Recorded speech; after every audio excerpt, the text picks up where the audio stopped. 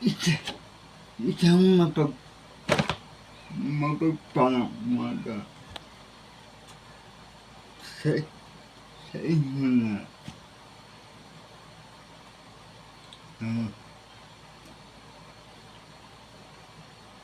magandang umaga sa inyo na.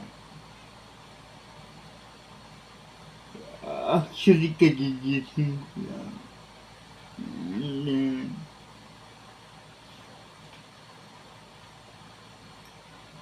agad ako nag-video.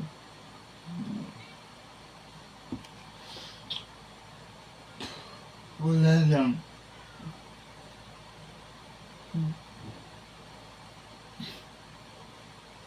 Parang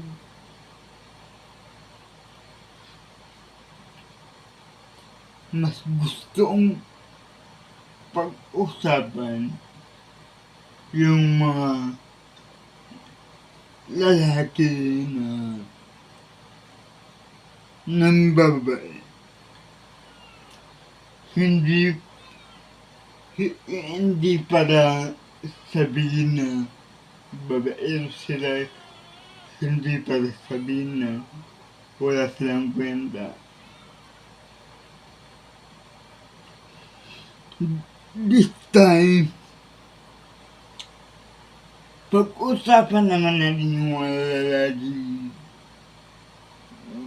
babaero o nambababae kung bakit nila ginagawa.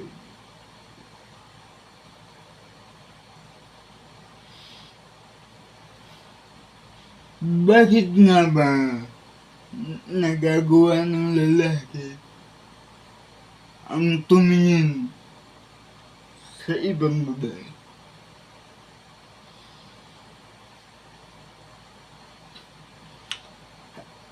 Ang sagot ng mga ibang babae dyan, dahil babaero talaga sila. O kaya dahil hindi sila marunong makontento. Tama nga naman. Kung marunong ka makontento, dapat wag ka lang ng babae. Pero this time, magsasalita ako ng buong katotohanan. Bakit ko to alam? Kasi lalaki ako. Ito siya. Una sa lahat, kaya nagagawang mong babae na isang lalaki. Hindi dahil sa pagkukulang ng isang babae.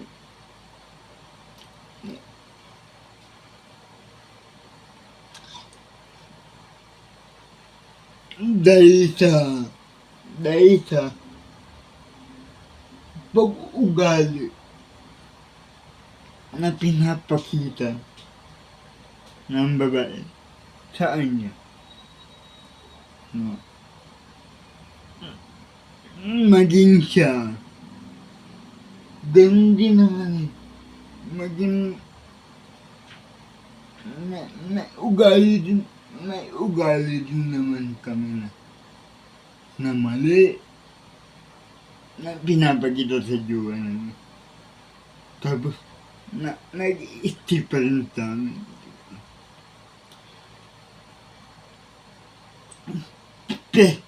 Pero alam niyo ba na ang lalaki ay pinaka sa isa na madamdamin. Oo, madamdamin kami. Maraming lalaki dito na hindi a-agree sa akin. Kumbaga, itatanggi yan. Pero alam niyo sa sarili niyo kayong mga lalaki, madamdamin kayo. No? Kaya yung iba nakakapang babae kasi hindi nakakapag-open up sa jowa nila. To the point na sinasarili nila yung mga bagay na problema nila sa jowa nila. To the point na gusto nila mag-open up. Kaso, natatakot sila na baka hindi sila pakinggan ng mga babae nila o ng jowa nila.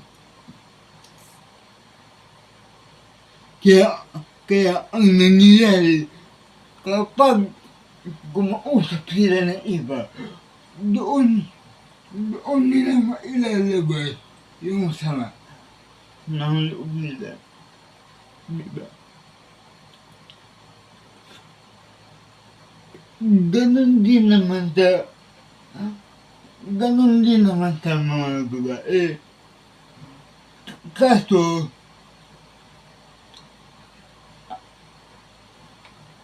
ang pagkakaiba sa atin, ang babae kasi madali lang magsabi na madali na mag-open up sa kaibigan ng babae. Diba? Napakadaling mag-open up ng mga babae sa kaibigan ng babae. So, tayong mga lalaki kasi hindi ganun. Limitado lang yung mga ina-open up natin sa ibang tao. Diba? Ganyan. Ito.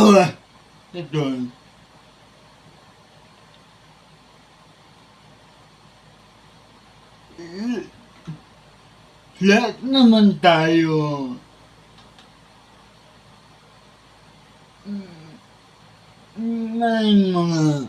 may mga masasamang ugali.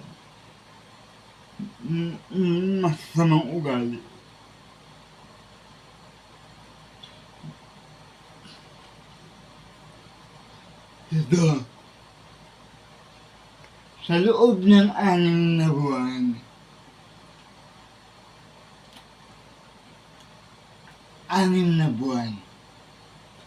kasi sa mga hindi nakakaalam, yung jowa ko, dito na siya nakatira. Na? So, sa loob ng 6 na buwan,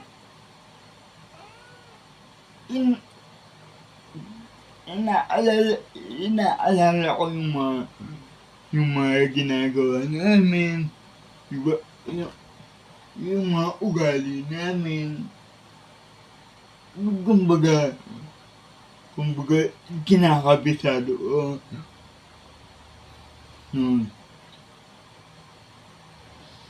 Lalo na yung jowa, kinakabisado yung ugali niya. Pagbabago niya, no. Siyempre, sa loob ng 6 na buwan, napakadali kong nailabas yung totoo niyang ugali. So, paano ko nagawa yun? No.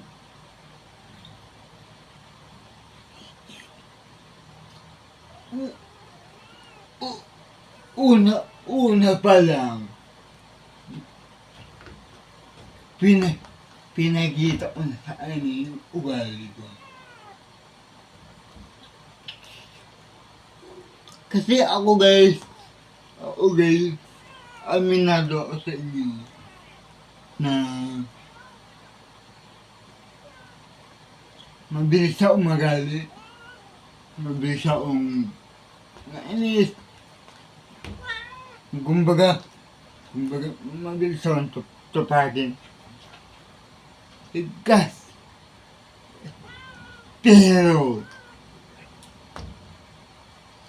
Pero kapag naman nainis ako, yung inis ko, hindi umaabot ng sundulan. Actually, naiinis ako dahil sa, hindi na, dahil sa, minsan, may nagagawa yung jowa ko na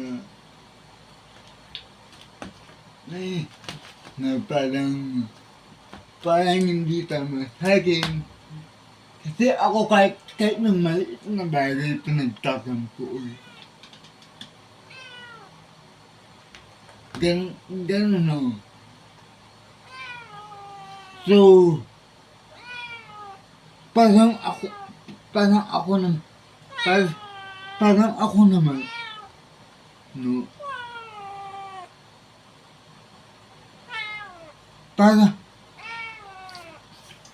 Parang ako naman kasi,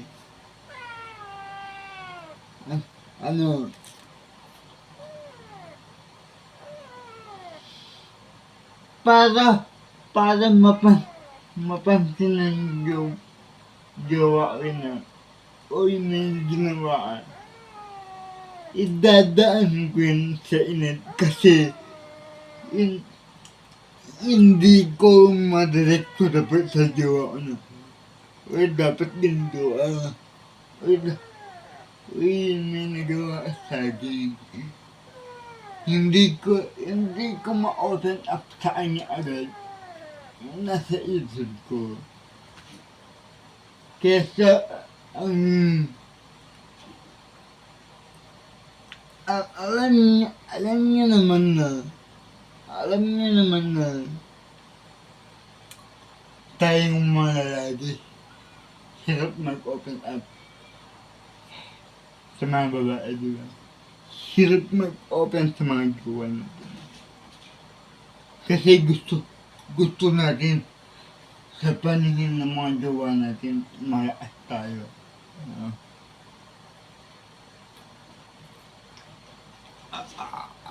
Ako kasi hindi ganun. As long as kayo ang i-open up ko sa jowa. No.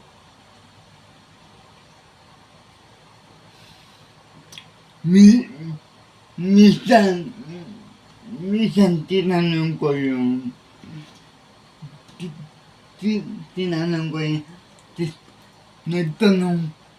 nagtanong ako sa jowa. Sabi ko,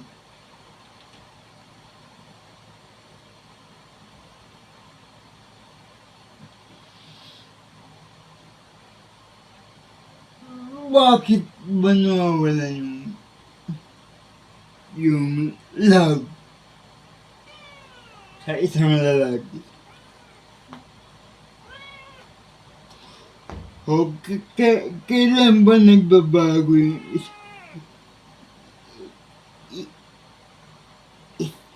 isang tao? Kailan ba nagbabago yung isang tao? Actually, guys, hindi ito yung tinanong ko talaga sa kanya. Kumbaga, may tinanong talaga ako sa kanya na personal na bagay. Pero idadaan ko na sa ibang salita. Kasi napaka-personal. ang sagot niya sa'kin,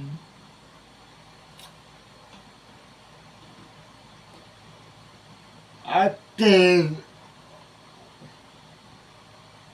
1 year, 1 year, okay pa. After 3 years, wala na. Wala na daw kilig, wala na daw sweetness after 3 years.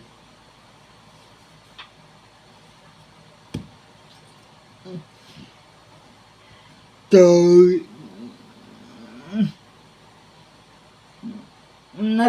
napaisip ako,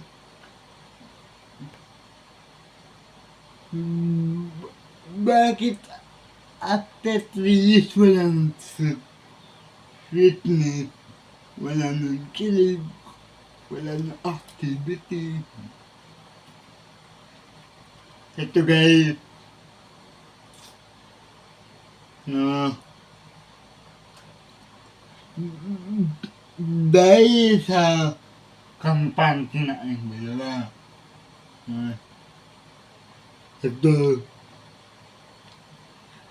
after 1 year kasi, sa sa gusto nyo, aminin nyo man sa sarili ninyo, tinatago nyo pa yung totoo yung ugali. No? Kumbaga, nagtatago pa yung totoo yung ugali sa after 1 year. 2 years. Pagdating ng 2 years, doon nyo palang pinapakita yung unti-unti yung ugali na unti-unti yung totoong ugali. No? Pagdating ng 3 years, pagdating ng 3 taon, doon nyo naipakita yung totoong ugali na hindi magaganda.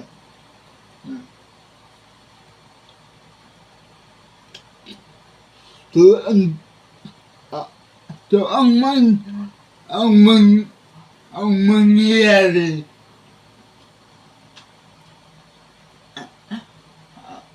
mangyayari, dito is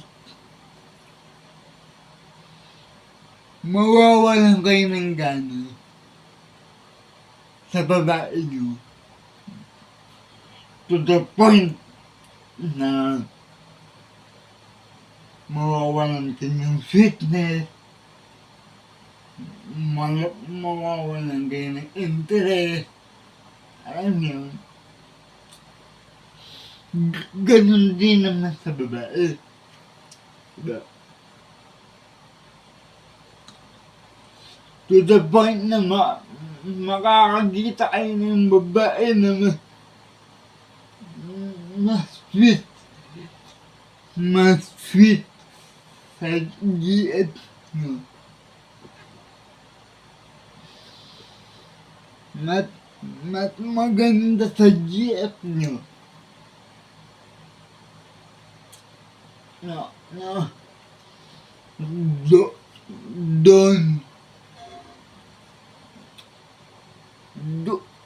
Doon papasok yung tukso.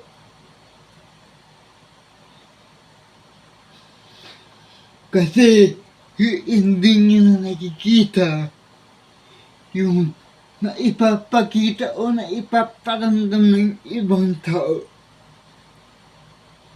sa GF nyo. Kaya doon pumapasok yung pagluloob.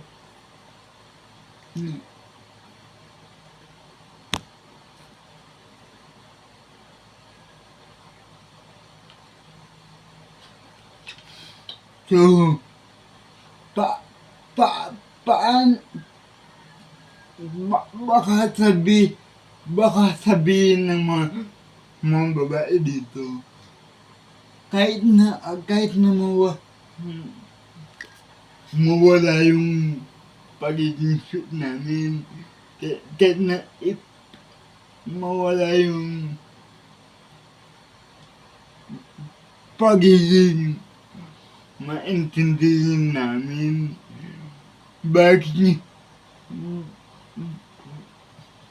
bakit niya nagawang magluo? Ibig sabihin ba nun? Walang kwentang tao yun. Actually, lahat naman tayo, kapag nagloo tayo, wala tayong kwenta.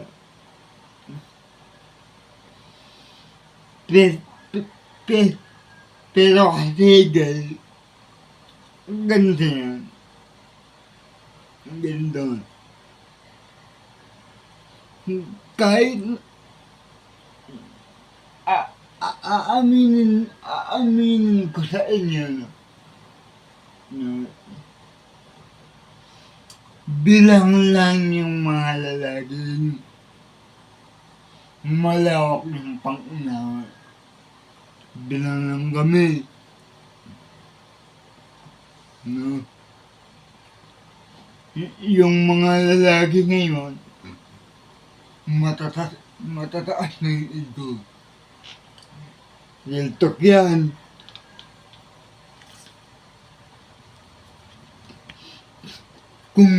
Kumbaga sa inyong mga babae, madaming mga lalaking pwedeng pumalit sa jowa niyo. Ganon din yung mga jowa ng lalaki.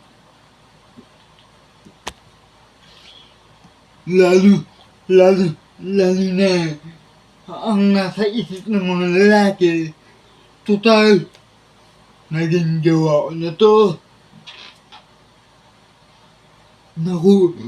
Nakuha ko na yung gusto ko sa kanya. So, ano pa ba? Ba't pa ako mag-stay dito sa babaeng to? Diba?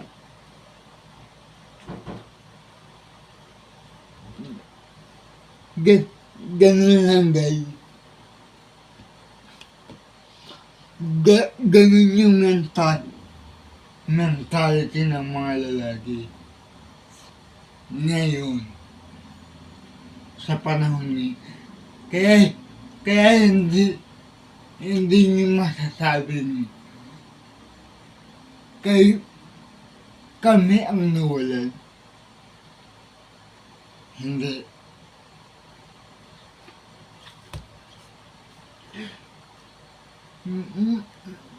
Masakit man sabihin, pero yung mga babae ngayon is nagiging parausan lang ng mga lalaki.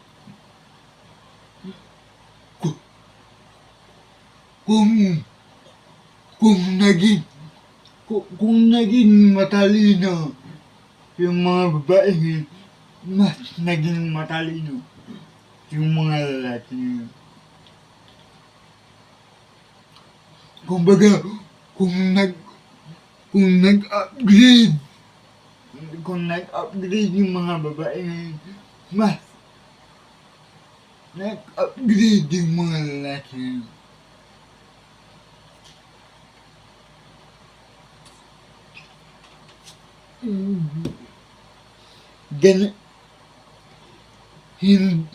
Hindi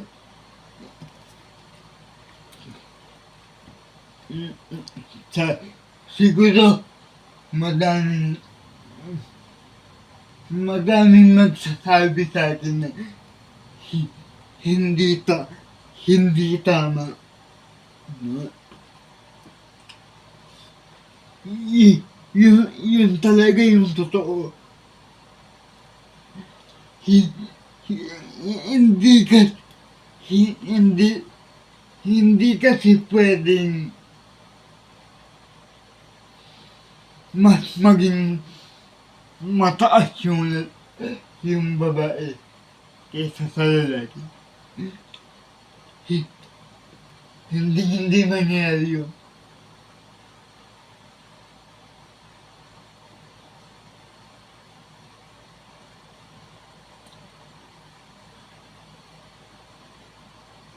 Hindi mangyayari na mas maging mataas yung babae kaysa lalaki. Bakit? Kasi ganun tayo ginawa ni God.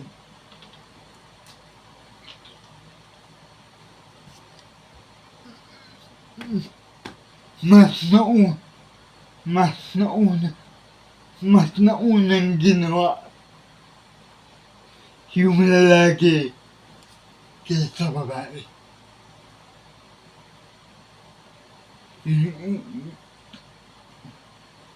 Yun talaga yung totoo.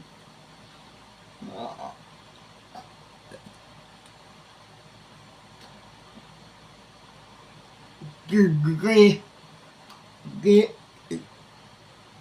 kaya, kaya kung masasabi niyo na yan, hindi kawalan yung boyfriend niyo kapag nawala kayo.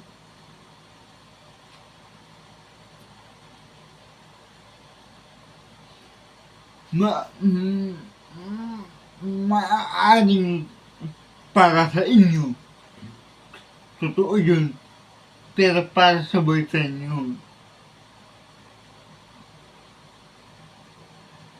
maaaring hindi totoo yun. Tandaan nyo, dahil ito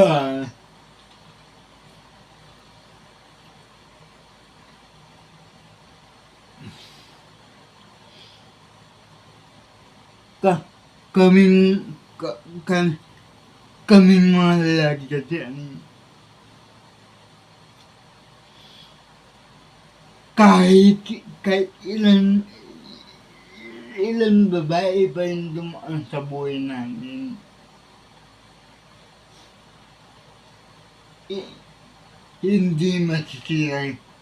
hindi masisira yung pangalan namin sa mga babae. Tignan nyo,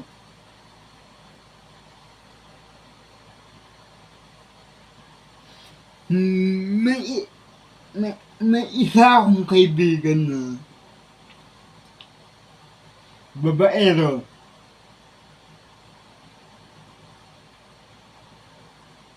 Alam na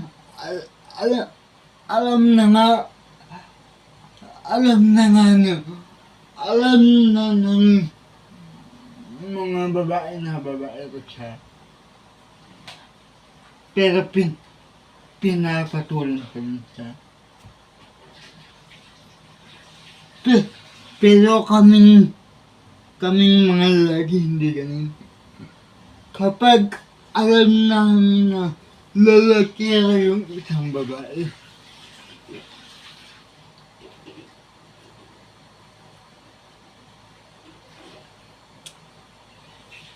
ginagawa lang namin na pampaoras lang. Ganun.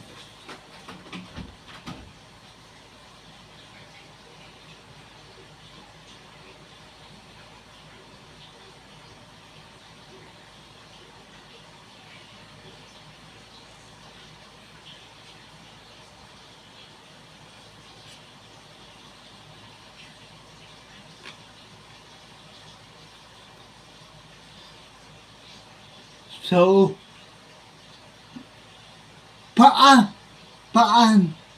paano, no? So, paano ba? Paano ba maiiwasan yung pagluloko ng isang lalaki?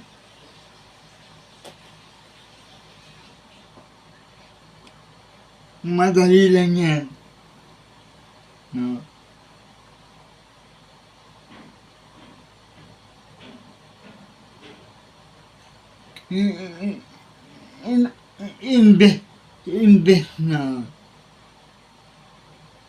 Imbes na baguhin yung sarili nyo sa mali.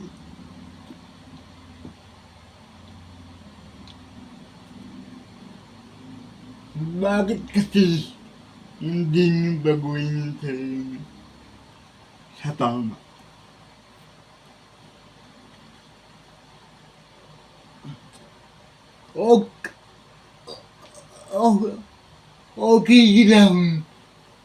Okay lang sa amin yung bad side nyo.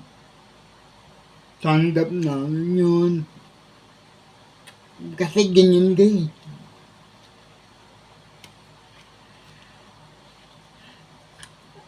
Pero hindi porket okay lang sa amin yung bad side nyo.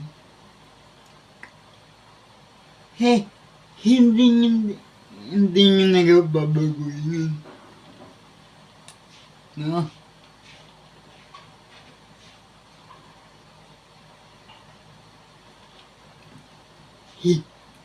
Hindi porket hindi kami nag-open up.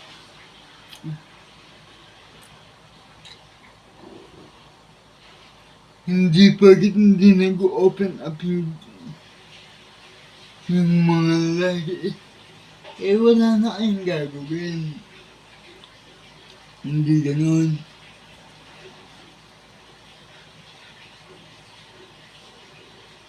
Alalahanin mo. Nagpapakita din kami ng side. Paano magpalambing sa inyo. Ganun yun.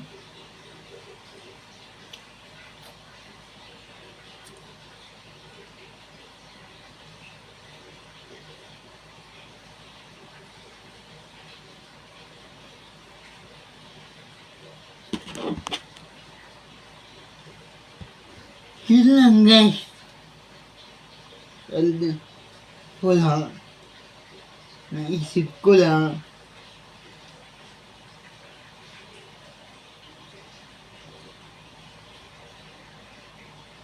Kasi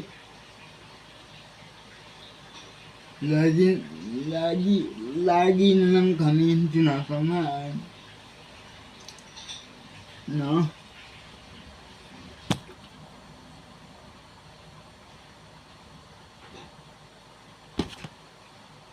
Kaya kayong mga kuya,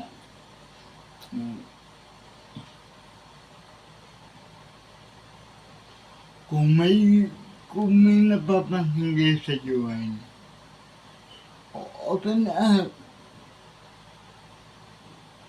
Mag-open up yun. Ayusin nyo. Okay. Kapag hindi nakinig, doon nyo iwan. Doon kayo mag-decide. No.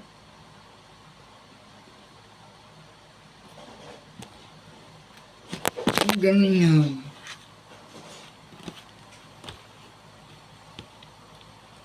Okay. Bye.